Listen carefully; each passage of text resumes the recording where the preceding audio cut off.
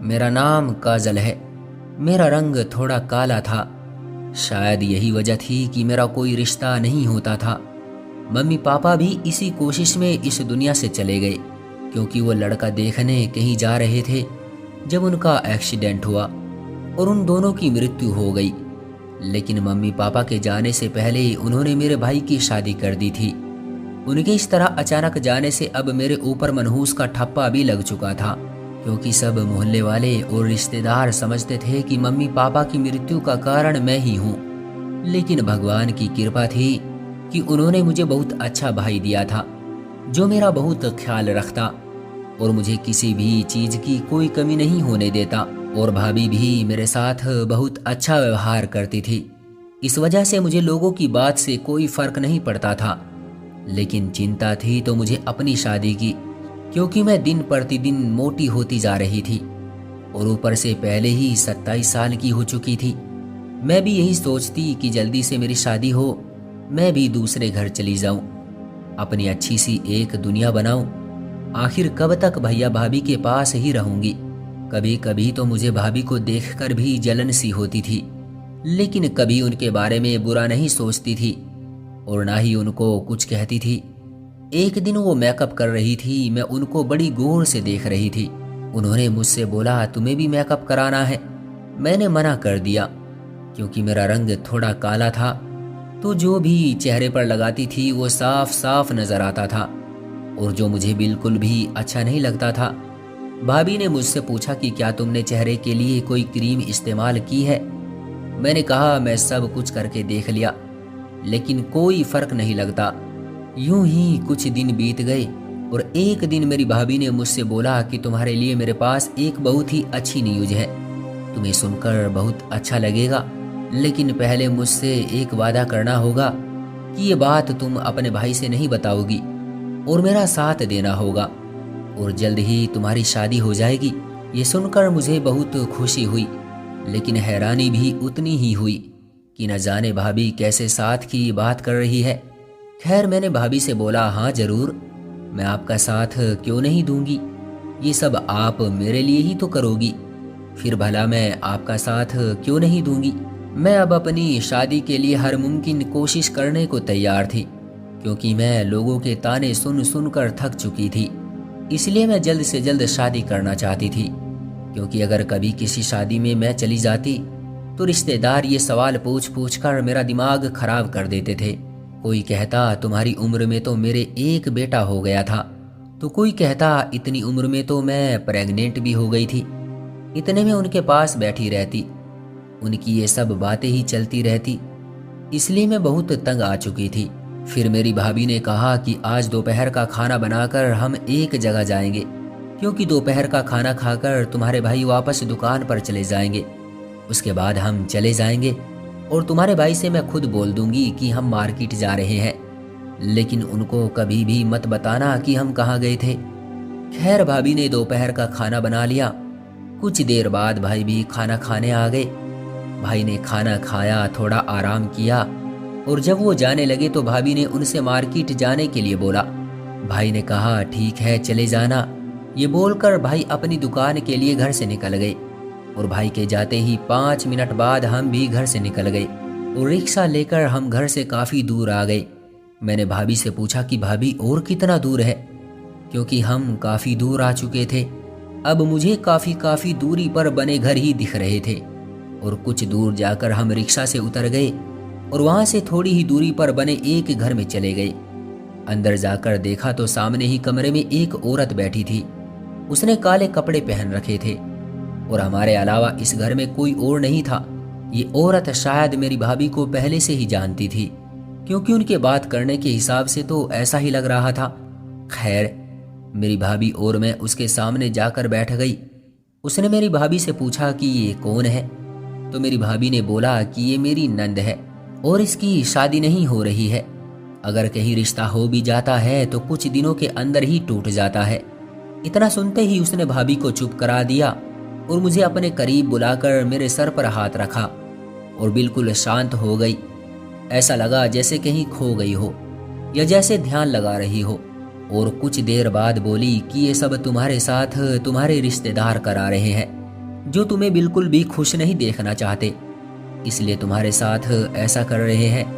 और ये और कोई नहीं बल्कि तुम्हारी मम्मी के ससुराल वाले हैं, जिससे वो तुम्हें दुख पहुंचाकर तुम्हारी माँ की आत्मा को भी दुखी कर सके। मुझे उस औरत की बात पर विश्वास हो गया, क्योंकि मुझे मेरी मम्मी ने अपने ऊपर हुए जुल्म की सारी कहानी बता रखी थी। और जब मेरे चाचा चाची और दादा दादी का मम्मी पापा को परेशान करके शांति न मिली, तो उन्हें घर से निकाल दिया। मैंने उनमें से किसी की शक्ल तक नहीं देखी थी। फिर मैंने उस औरत से पूछा कि हमें अब क्या करना चाहिए, इसका कोई हल तो होगा। उस औरत ने कहा, तुम जहाँ आ गई हो यहाँ यही सब होता है, लेकिन जब तुम्हें मैं बताऊंगी तुम्हें ये प्रक्रिया बहुत अजीब लगेगी। मुझ पर विश्वास करना और तुम ये कर लेना। मैं लोगों के ताने सुन सुनकर इतना पक चुकी थी कि मैं कुछ भी करने को तैयार थी। वो औरत मुझे बताने लगी कि तुम्हें रोज यहाँ आना होगा, और उसने मुझे पास ही में लेट जाने को बोला और कहा, तुम्हारे मुंह पर मैं एक काला कपड़ा रखूंगी और तुम्हें 1 घंटे तक वो कपड़ा नहीं हटाना है, चाहे कुछ भी हो जाए। 1 घंटे बाद मेरी प्रक्रिया पूरी हो जाएगी और फिर तुम जा सकती हो, और उसके बाद तुम्हें अगले दिन आना होगा। ये सुनकर मैं थोड़ा घबरा गई। तो भाभी बोलने लगी, घबराओ मत काजल, मैं रोज तुम्हारे साथ आया करूंगी और तुम्हारे पास ही बैठी रहूंगी जब तक तुम्हारी प्रक्रिया पूरी नहीं हो जाया करेगी। ये सुनकर मुझे थोड़ा हौसला मिला और मुझे भाभी से और भी ज्यादा लगाव हो गया, क्योंकि ये सब कुछ भाभी मेरे लिए ही तो कर रही थी। मैंने उस औरत से पूछा कि ये प्रक्रिया कब तक करनी होगी। उसने कहा, जब तक रिश्ता नहीं हो जाता। लेकिन मैंने जिसके भी साथ ये प्रक्रिया की है उसकी 15 दिन के अंदर अंदर शादी हो गई। उसके बाद हम बाहर निकले और रिक्शा में बैठकर वापस घर आ गए। रास्ते में मैंने भाभी को धन्यवाद किया। भाभी बोली, धन्यवाद तब बोलना जब काम हो जाए, लेकिन प्रॉब्लम यह है कि तुम्हारे भाई को किस तरह मनाएंगे। आज तो मार्केट का बहाना बना दिया, लेकिन रोज क्या बहाना बनाए। मैंने कहा, भाई इतना नहीं पूछते। तो भाभी बोली, तुमसे नहीं पूछते, लेकिन मुझसे एक एक बात पूछते हैं। तुम्हारे भाई बहुत ज्यादा शक्की है, दुकान पर जाकर अक्सर कॉल करते हैं, और अगर कभी मेरा नंबर बिजी आता है तो मुझे खूब खरी खोटी सुनाते हैं, और घर आते ही पूरा फोन चेक करते हैं। तो मैंने कहा कि भाई को मैं मना लूंगी, क्योंकि जब भाभी इतना सब कुछ कर रही थी तो इतना तो मैं खुद भी कर सकती थी। कोई ना कोई बहाना ढूंढ लिया करूंगी, बस तुम मेरे साथ चला करना। फिर मैंने अपनी भाभी से पूछा कि ये औरत काम तो कर देगी ना। भाभी ने कहा, हाँ बिल्कुल, तुम खुद सोचो, जो बात सिर्फ हम सब जानते हैं कि तुम्हारी मम्मी के ससुराल वाले हमारे दुश्मन हैं और उन्होंने तुम्हारे रिश्ते भी तुड़वाए हैं, उसे ये बात कैसे पता चली। मैंने कहा, बस ईश्वर करे यही से मेरी जिंदगी में खुशियां आ जाए। रात में भाई दुकान से आ गए और उन्होंने घर आते ही पूछा कि तुम दोनों बाजार गई थी तो क्या लेकर आई हो। भाभी और मैं परेशान हो गए, क्योंकि हमने इस बारे में तो कुछ सोचा ही नहीं था। भाभी ठीक ही बोल रही थी कि तुम्हारा भाई बहुत शक करता है, लेकिन भाई ने मुझसे कभी कोई सवाल नहीं किया था। खैर, भाभी अंदर गई और उनकी शादी के रखे कुछ गिफ्ट भाई को लाकर दिखा दिए, क्योंकि भाई की शादी को अभी 4 महीने ही हुए थे और उन्होंने इस बात को यही खत्म कर दिया। अगले दिन जब भाई दोपहर का खाना खाने आए तो मैंने अपनी दोस्त के घर जाना है ये बहाना बना दिया, और भाई के जाने के बाद भाभी को लेकर उस औरत के पास चली गई। उस औरत ने मेरे मुंह पर काला कपड़ा डाला और मेरा हाथ पकड़कर बैठ गई और कहा, बिल्कुल खामोश रहना, कुछ भी मत बोलना। भाभी भी मेरे पास ही बैठी थी और उससे बातें कर रही थी, लेकिन कुछ देर बाद भाभी की बात करने की आवाज भी आना बंद हो गई। और जब उस औरत ने मेरे मुंह से कपड़ा हटाया तो भाभी खड़ी हुई पानी पी रही थी और वे बहुत थकी थकी सी लग रही थी, और उनके काफी सारे बाल भी उनकी चोटी से बाहर थे। उस दिन तो मैंने उन्हें नजरअंदाज कर दिया, लेकिन अब मैं भाई से कोई ना कोई बहाना बनाकर भाभी के साथ उस औरत के पास चली जाती, और वो रोज की तरह मेरे मुंह पर काला कपड़ा डालती और हाथ पकड़कर बैठ जाती। मुझे कुछ देर भाभी की आवाज आती और फिर बंद हो जाती। मैं आंख खोलकर देखने की कोशिश करती तो मुझे कुछ दिखाई नहीं देता था, लेकिन जब मेरे मुंह से कपड़ा हटता तो मुझे भाभी की हालत थकी हारी सी दिखाई देती। एक दिन भाभी ने कहा कि उस औरत की प्रक्रिया जारी है, लेकिन उसे अब हमें कुछ पैसे भी देने होंगे, और मेरे पास तो पैसे है ही नहीं। और अगर तुम्हारे भाई से बोला तो वे न जाने कितने सवाल जवाब करेंगे। मैंने कहा, भाभी पैसे तो मेरे पास भी नहीं है, लेकिन हाँ, मम्मी ने मेरे लिए एक सोने की अंगूठी बनवाई थी, उसे बेचकर हम उस औरत को पैसे दे देंगे। और हमने ऐसा ही किया, उसको पैसे दे दिए। लेकिन एक बार रिक्शा न मिलने के कारण हमें बहुत देर हो गई, और जब हम घर आए तो भाई ने मुझ पर चिल्लाना शुरू कर दिया और आगे से कहीं भी आने जाने को सख्त मना कर दिया। खैर, जब तो हम आराम से अपने अपने रूम में चले गए, लेकिन अगले दिन जब दोपहर में मैंने भाई से जाने को बोला तो भाई ने साफ मना कर दिया। मैं रोने लगी और भाई को बोलने लगी कि अगर मम्मी पापा जिंदा होते तो मुझ पर कहीं आने जाने के लिए ऐसी रोक टोक ना होती। मेरी ऐसी बात सुनकर और मुझे रोता देखकर भाई इमोशनल हो गया और बोला कि जाओ, लेकिन कल की तरह लेट मत करना, जल्दी आ जाना। ये खेल भाई के साथ मैंने बहुत बार खेला था। मुझे पता था भाई मान जाएगा और भाभी और मैं उस औरत के पास चले गए। लेकिन भाभी की हालत आज भी ऐसी ही थी, थकी हारी। एक दिन तो जब हम वहां से घर आए तो भाभी की तबीयत भी खराब हो गई। भाभी को उल्टी हो रही थी, जिसे देखकर भाई भी घबरा गया और बोलने लगा, कहाँ गए थे तुम लोग और इसकी ये हालत कैसे हुई? तो मैंने बोला कि बाजार गए थे, चाट पकोड़े बहुत ज्यादा खा लिए थे, इसलिए ऐसा हो गया। भाई ने बोला, मैं इसे डॉक्टर के यहाँ ले जाता हूँ, लेकिन भाभी ने मना कर दिया। बोली, थोड़ी देर में खुद ही ठीक हो जाऊंगी। और अगले दिन भाई काम पर ही नहीं गए, वो सारा दिन भाभी के साथ रूम में ही रहे। जब वो बाहर ना आए तो मैंने सोचा आज बिना बताए अकेली चली जाती हूँ, और मैं हिम्मत करके घर से निकल आई। लेकिन जैसे ही मैं उस औरत के पास पहुंची तो वो मुझे देखकर बोली, आज अकेले ही आई हो, तुम्हारे अकेले आने का क्या फायदा? मैं इसकी बात सुनकर हैरान रह गई और बोली, अकेले आने का क्या फायदा? क्या मतलब? मुझे इसकी बात समझ न आई और उसने आज मुझे 20-25 मिनट में ही फ्री कर दिया और मैं घर आ गई। भैया भाभी अभी तक भी अपने रूम से नहीं निकले थे। ये देखकर मैंने राहत की सांस ली, लेकिन मैं बहुत शौक में थी, क्योंकि उस औरत की वो बात मुझे बार बार याद आ रही थी, जो मुझे भाभी और उस औरत पर शक करने पर मजबूर कर रही थी। खैर, भाभी थोड़ी देर बाद मेरे पास आई तो मैंने भाभी को बताया कि मैं वहां होकर आ गई हूँ। ये सुनकर भाभी के मुंह से एकदम निकला कि तुम अकेले कैसे चली गई? मुझे बताया क्यों नहीं? मेरा जाना बहुत जरूरी था। तो एकदम मैंने बोला कि तुम्हारा जाना क्यों जरूरी था?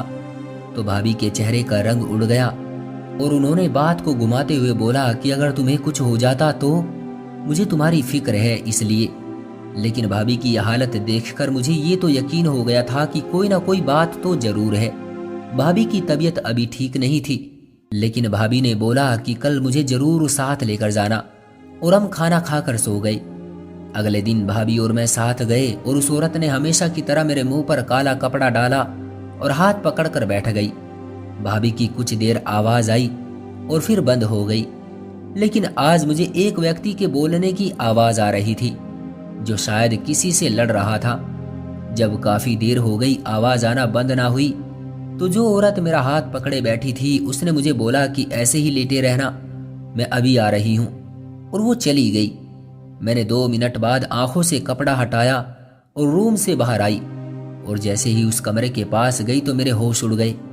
मेरी भाभी उस व्यक्ति को बोल रही थी कि मैं प्रेग्नेंट हो गई हूं और ये तुम्हारा बच्चा है, अब हम दोनों यहाँ से कहीं दूर चलते हैं। लेकिन वो ऐसा करने के लिए मना कर रहा था, मगर फिर उस औरत के समझाने पर वो मान गया और कुछ दिन बाद का प्लान बना लिया और मेरी भाभी से कहा कि घर में जो भी है उठा लाना, पैसा जेवर सब कुछ। मैं इनकी बात सुन ही रही थी कि उस औरत ने अचानक से बाहर आकर मुझे देखा और पकड़ लिया। मैंने उससे बोला कि मैं सब कुछ अपने भाई से बता दूंगी। वो बोली, जिंदा बचेगी तभी तो बताएगी ना, और उसने उस व्यक्ति को आवाज लगाई। जब तक वो आता तब तक मैंने जैसे तैसे करके उसे धक्का दिया और सीधा भाई की दुकान की तरफ भागने लगी। काफी दूर तक उन लोगों ने मेरा पीछा किया, लेकिन मैं भाई की दुकान पर पहुंच गई और सारी बात भाई को बता दी। भाई ने मुझे बहुत डांटा और मुझे एक थप्पड़ लगाया और हम घर आ गए। घर आते ही भाई सर पकड़कर बैठ गया। भाई ने सोचा कि भाभी वापस आ जाएगी, लेकिन वो वापस नहीं आई। भाई ने सारी बात भाभी के घर वालों को बताई। वो बहुत शर्मिंदा हुए कुछ दिन बाद मेरे भाई ने तलाक के पेपर और भाभी का सारा सामान जो वो दहेज में लेकर आई थी उनके घर वापस भिजवा दिया। वो अब मेरी भाभी नहीं रही थी। 4-5 महीने तक उनका कोई पता न चला, लेकिन कुछ दिन बाद पता चला कि भाभी की एक नहर से लाश मिली है और उस लड़के का कोई पता न चला। ये सुनकर मुझे बहुत दुख हुआ, मेरी भाभी के लिए नहीं बल्कि मेरी भाभी के पेट में पल रहे उस नन्ही जान के, कि इसमें उसकी क्या गलती थी। जिसने भी कहा है बिल्कुल सत्य कहा है, बुराई का फल हमेशा बुरा ही होता है। जो आपने बोया है वही आपको काटना है। मेरा भाई मुझसे बहुत गुस्सा था, लेकिन वो ये भी जानता था कि मेरा इस्तेमाल किया गया था। मुझे भाभी के बारे में बिल्कुल भी नहीं पता था। मैं भी यही सोचकर हैरान थी कि भाभी ने कितना नाटक रचा था। खैर, जैसे अच्छे दिन नहीं रुकते वैसे ही बुरे दिन भी चले जाते हैं और फिर अच्छे दिन आ जाते हैं। मेरे साथ भी ऐसा ही हुआ और मेरे भी अच्छे दिन आ गए। कुछ दिन बाद मेरे भाई ने मेरी शादी कर दी और भाग्य से मुझे एक अच्छा पति मिल गया जो मेरा बहुत ख्याल रखता है। तो दोस्तों, ये थी मेरी आज की कहानी। आपका क्या कहना है इस कहानी के बारे में कमेंट करके हमें ज़रूर बताएं। वीडियो को लाइक करके चैनल को सब्सक्राइब कर लीजिए और साथ में घंटी को दबाकर ऑल पर सेट कर लीजिए ताकि आने वाली वीडियो आपको तुरंत मिले। मैं मिलता हूँ आपसे अगली वीडियो में, तब तक के लिए धन्यवाद।